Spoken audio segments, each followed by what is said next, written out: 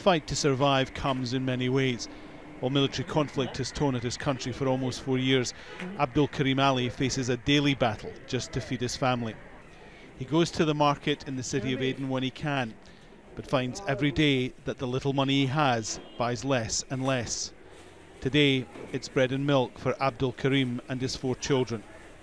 It makes life harder to support growing children, harder to keep that gnawing hunger away, harder to believe tomorrow will be better. I choose milk and bread according to my potential to eat because, as I consider, this is a main meal for me and my family.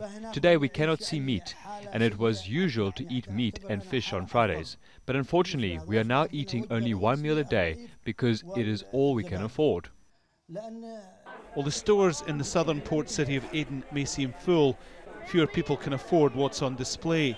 The value of the Yemeni rial continues to drop against major foreign currencies. That makes importing everything the country needs much more expensive. Prices have gone up across the board. First they doubled, then tripled. It's now estimated food and medicine is 500% more expensive. Our local currency is now in constant decline, and the central bank has not done what it should do, which is to inject foreign currency into the market and consolidate the exchange rate. But the different prices and the big rise in the price of the dollar is very difficult. As the more the currency loses, the more we and our country lose. Last year, the Yemeni government moved the central bank from Houthi-controlled capital Sana'a to Aden. It was a step many experts predicted could bring the country to the verge of economic collapse.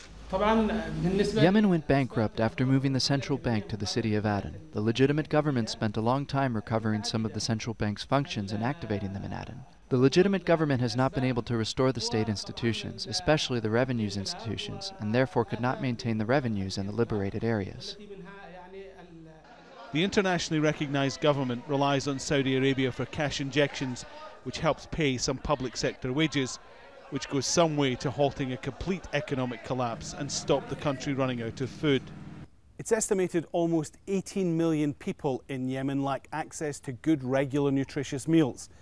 But 8.4 million are on the verge of famine. They simply don't know where their next meal is coming from. ABDUL and his family ate today. Tomorrow, that's another battle. Alan Fisher, Al Jazeera, Djibouti.